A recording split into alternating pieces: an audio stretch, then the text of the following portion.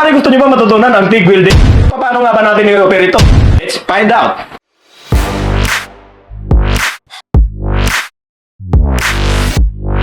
Good welding din mga kumpare. For today's video, isi-share ko sa inyo kung paano nga ba natin i-operate ito TIG welding machine. So ito yung tinatawag na backup, long backup, kasi meron kasing short backup nito. Gamit naman nating ceramic cup is number 5.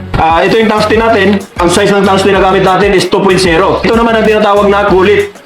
Ito naman ang tinatawag na kulit body. So, importante kasi malaman din natin yung mga piyesa nito. Kasi halimbawa, alam natin kung paano tayo bumili. Gamit nito, kailangan lang natin higpitan. Isagad lang natin yung pinaka-thread niya, higpitan natin.